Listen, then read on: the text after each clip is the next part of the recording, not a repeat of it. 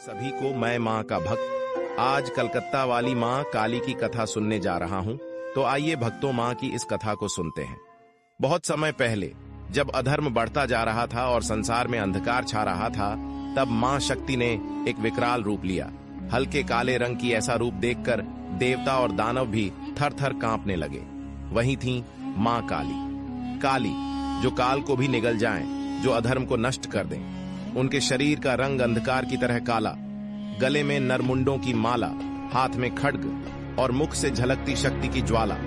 वे दुष्टों का विनाश करती और सदाचारियों का रक्षण करती हैं। वे भय लाती हैं तो वे भय हरती भी हैं। यही माँ काली की सच्ची पहचान है। ये सतयुग की बात है। जब सती ने अपने पिता दक्ष के यज्ञ में अपमान सहा था तो उन्होंने योगाग्नि में अपने प्राण त्याग दिए।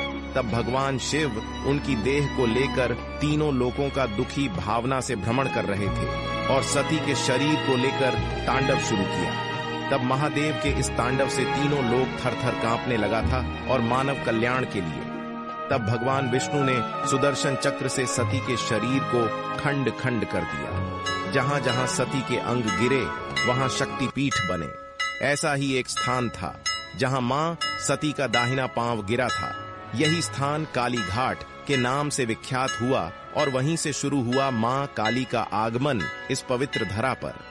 कई वर्षों बाद 16वीं शताब्दी में एक भक्त थे चौरेन गांगुली। उन्हें एक रात्रि स्वप्न आया। मां काली ने उन्हें दर्शन दिए और कहा, मैं धरती में छिपी हूं, मुझे खोजो और मेरा मंदिर बनवाओ। अगली सुबह चौरेन गांगुली ने लोगों को साथ लेकर उस स्थान पर खुदाई शुरू की जो मां ने उन्हें बताया था। वहां से एक काले पत्थर की प्राचीन मूर्ति प्राप्त हुई। वह थी मां काली की मूर्ति।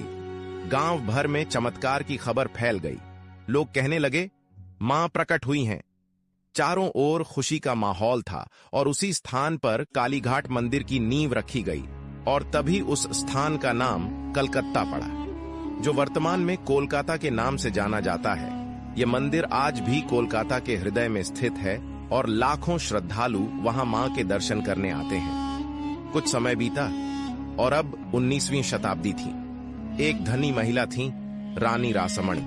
उन्होंने तीर्थ यात्रा की योजना बनाई थी, पर यात्रा से एक रात पहले मां काली ने उन्हें भी स्वप्न में दर्शन दिए। मां ने कहा, तुम मेरी सेवा को बाहर मत ढूंढो, यहीं मेरे लिए मंदिर बनाओ। रानी ने गंगा किनारे एक विशाल मंदिर का निर्माण करवाया। वही आज का प्रसिद्ध दक्षिणेश्वर काली मंदिर। इस मंदिर में एक और दिव्य आत्मा का आगमन हुआ, श्री रामकृष्ण परमहंस।